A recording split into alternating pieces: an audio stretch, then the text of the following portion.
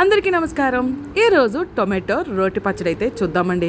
అసలు నేనైతే మాత్రం ఒక 4 టమాటాలు తీసుకొని ఇలాగ కొంచెం మగ్గ పెట్టేంత వరకు కూడా కొంచెం వీడియో తీయడానికి అయితే కుదరలేదు. కానీ చూసారా, ఈ టమాటాలని బాగా పచ్చి టమాటాలు అయితే తీసుకుంటే మాత్రం మగ్గితే టేస్ట్ అయితే అదిరిపోతుంది. అలాగే జీలకర్ర, ధనియాలు, ఎల్లుల్లిపాయలు, ఎండుమిరపకాయలు కూడా కొంచెం రోస్ట్ చేసుకొని పక్కన పెట్టుకోవాలండి. కొన్ని చల్లారేంత వరకు ప్లేట్లో తీసుకొని పక్కన పెట్టుకోవాలి. దీంట్లో అయితే పచ్చిమిరపకాయలు వేసుకుంటే ఒక టేస్ట్ వస్తుంది, ఎండుమిరపకాయ వేస్తే ఇంకొక టేస్ట్ వస్తుందండి. ఎందుకంటే పచ్చిమిరపకాయ పచ్చిగా అది మన దోశల్లోకి, ఇడ్లీలోకి తింటే మాత్రం వరవా ఏమైనా టేస్ట్ ఉంటుందండి. అదే ఎండుమిరపకాయ అయితే ఇంకొక చిన్న డిఫరెంట్ స్పైసీతో అయితే మాత్రం ఉంటుంది. టమాటాల్లో కూడా పండిపోయిన టమాటా కూడా ఒక రకమైన టేస్ట్ ఇస్తే, పచ్చి టమాటా అయితే మాత్రం రోటి పచ్చడికి ఇంకొక టేస్ట్ ఇస్తుంది. ఈజీగా టమాటాతో చాలా రకాల పచ్చళ్ళు చేసుకోవచ్చు. ఇంక ఎన్ని వేపుకొని పక్కన పెట్టుకున్న తర్వాత నీట్గా రోల్ని శుభ్రం చేసుకొని ఫస్ట్గా మనం ఏపి పెట్టిన ఎండుమిరపకాయలు అయితే మాత్రం అందులో వేసి కసాబిసా కొంచెం పొడైపోయినట్లయితే మాత్రం దంచుకోవాలండి. రోల్తో కూడా నూరుకోవచ్చు, కానీ రోల్తో పద్దాక ఎత్తి తీయాలంటే కష్టం. అలాగే ఈ ఎండుమిరపకాయలు దంచేటప్పుడే కొంచెం కల్లుప్పు అయితే మాత్రం పిడికిడి తీసుకొని, పిడికిడి కూడా కాదు, పిడికిడిలో సగం తీసుకొని అయితే వేసి దంచుకోవాలి. అలా దంచుతూ కూడా ధనియాలు కూడా, ఏపిన ధనియాలను కూడా వేసి దంచుకుంటూ, అలాగే పక్కన ఒక ప్లేట్లో ఉన్న జీలకర్రను కూడా వేసేసి మొత్తం కొంచెం మొత్తం పొడైపోయినట్లు కాకుండా కసాబిసా దంచుకుంటూ అయితే మాత్రం చూసుకోవాలి. ఇలా చెక్కతో దంచడం వల్ల ఏంటంటే పైనుంచి పొడైతే మాత్రం ఒకటి మెదుగుతూ చక్కగా మంచిగా పొడైతే, చూసారా నేను దంచుతున్న విధానంలోనే, మా అమ్మ దంచుతున్న విధానంలోనే ఒక రకంగా పొడైతే అయిపోతుంది. ఇటు పక్కన కూడా టమాటా మొత్తం మగ్గ పెట్టుకొని తెచ్చుకొని ప్లేట్లో పక్కన పెట్టుకున్నాం కదా కళాయిలో, అది కూడా కొంచెం చల్లారుతుంది కాబట్టి ఇంతలోకి ఈ పొడి అయితే దంచుకోవచ్చు. అలా అయితే పచ్చిమిరపకాయలు దంచేటప్పుడు కూడా వేరేగా ఉంటుందండి, అవి ఊరికినే ఏగిపోతాయి. దాన్ని సింపుల్గా దంచి పక్కన పెట్టుకోవచ్చు. కానీ ఎండుమిరపకాయ దంచేటప్పుడు మాత్రం చాలా జాగ్రత్తగా దంచుకోవాలి, ఎందుకంటే ఎగిరి కంట్లో పడే అవకాశాలు అయితే మాత్రం.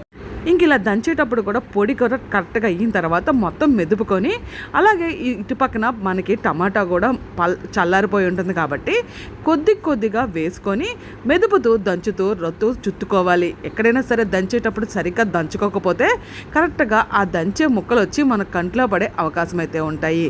దంచేటప్పుడు చాలా జాగ్రత్తగా రోట్లో అయితే మాత్రం దంచాలి. ఒకప్పుడు ఈ చట్నీ చేసినప్పుడు తినాలనిపించినా కూడా నేను చాలా తక్కువగా తినేదానండి. కానీ ఈ చట్నీ అంటే మా డాడీకి చాలా ఇష్టం. ఈ చట్నీ చేసిన, పచ్చిమిరపకాయలు వేసి టమాటా చట్నీ చేసినా కూడా దీంట్లోకి మంచి కాంబినేషన్ ఏంటో తెలుసా, ఇది అన్నంలో కలుపుకొని తింటూ కూడా ఇంకొక పక్క ఎండు చేప ముక్కను తీసుకొని నిప్పుల మీద కాల్చి దాన్ని బాగా తుడిచేసిన తర్వాత దాన్ని కొంచెం నంచుకొని తింటే స్వామి రంగా అసలు ఏమన్నా టేస్ట్ ఉంటుందండి. చిన్నప్పుడైతే మాత్రం అప్పుడప్పుడు ట్రై చేసేవాళ్ళం. పల్లెటూరులో ఈ కామన్ కదండి. ఇప్పుడైతే ఈ రుచులు ఎక్కడా దొరకట్లేదు.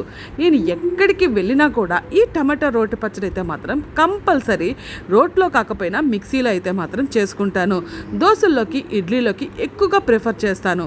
ఇంకా నూరుకున్న పచ్చళ్ళలోకి అయితే మాత్రం ఏపి పెట్టకుండా అలా పచ్చిగా ఎల్లుల్లిపాయలు దంచి వేసుకోవడం వల్ల చాలా మంచిది. ఎల్లుల్లిపాయలు కూడా చాలా షుగర్కి మంచిది కూడా. చాలామంది ఏంటంటే వేడి చేస్తుంది కదా, ఏం తింటాంలే పచ్చివి దంచి వేసుకుంటేనే ఏ చట్నీలో అయినా సరే ఎల్లుల్లిపాయ ఒక రకమైన టేస్ట్ అయితే ఇస్తుంది. నేనైతే మ్యాక్సిమం ఈ దంచిన తర్వాత అలాగే వేడి అన్నంలో వేసుకొని నంచుకొని తినేస్తాను. దీంట్లో ఇంకొక మర్చిపోయాల్సిన విషయం ఏంటంటే, దీంట్లోకి చిన్న చింతపండు అయితే మాత్రం కలుపుకుంటే, ఒకవేళ ఇంకేస్ కారం ఎక్కువైతే మాత్రం అది కవర్ అయిపోతుంది. ఇది చిట్కా కింద మనం వాడుకోవచ్చు. ఎందుకంటే చాలామంది చింతపండు పులిపేరు, ఎందుకంటే టమాటా పులుపు కదా అనుకుంటారు. కానీ అలా కాదండి. చిన్న చింతపండు, ఎక్కువ కూడా వద్దు, చాలా చిన్నది, ఒక పావలా సైజ్ అంతా చింతపండు వేసుకుంటే పులుపు వేరేగా ఉంటుంది. ఏ రోటి పచ్చడిలోకైనా సరే కొంచెం పులుపు తగిలితే ఆ టేస్ట్ వేరే లెవెల్లో ఉంటుంది. చూసారా, పచ్చడి అయిపోయింది కదా. దీన్నైతే మాత్రం చాలా వరకు అయితే మాత్రం అన్నంలో తినొచ్చు, రొట్టెల్లో తినొచ్చు, ఇడ్లీ దోశలో తినొచ్చు, ఉప్మా ఇంకేమైనా చేసుకుంటే అట్లా కూడా తినొచ్చు. మా మమ్మీ ఎప్పుడు రోటి పచ్చడి చేసినా కూడా కొన్ని పచ్చళ్ళు స్పెసిఫిక్గా అయితే మాత్రం పోపు పెడుతుంది. ఎందుకంటే పోపు పెట్టడం వల్ల దానికి వచ్చే టేస్ట్ వేరే లెవెల్లో ఉంటుంది. ఎందుకంటే మాత్రం రోటి పచ్చడిలో టేస్ట్ ఎందుకు ఇలా వస్తుందో తెలీదు. పెద్దలు అంటుంటారు కదా, ఏదైనా సరే కొన్ని రుచులు అలాగే తినాలి అంటారు. మీలో ఎంతమంది రోటి పచ్చడి ఇష్టమండి? నేనైతే అన్ని రకాలు కాదు, కానీ నాకు బాగా ఇష్టమైనది అయితే మాత్రం పల్లీలు, ఎండుమిరపకాయలు అయితే మాత్రం బాగా ఇష్టం. కానీ ఈ రోటి పచ్చడి మా నాన్నగారి కంటే చాలా ఇష్టం. మా అక్క మా తమ్ముడు చాలా తక్కువ, కానీ నేను మాత్రం తెగ ఇష్టంగా అయితే తింటాను. ఎందుకంటే అమ్మ వాళ్ళ ఇంటికి వెళ్ళినప్పుడు ఆ ఒక్క ఏమో తెలియదు, కానీ కారం చూస్తే చాలు నోట్లోంచి వాటర్ వచ్చేస్తుంది, తినాలని కోరిక కూడా కలుగుతుంది. ఇలా చాలా రకాల రోటి పచ్చళ్ళు అయితే మాత్రం చేస్తారు. ఎల్లుల్లిపాయ కారం అని చెప్పేసి, మేబీ ఉల్లి ఎండిగడ్డ కారం అని చెప్పేసి అని చాలా రకాలుగా పచ్చళ్ళు చేస్తుంటారు. గోంగూరతో కానీ పండుమిర్చి కానీ చాలా డిఫరెంట్గా ఉంటుంది టేస్ట్ అనేది. ఎంత తిన్నా తినాలనిపిస్తుంది, కడుపు నిండా తినాలనిపిస్తుంది.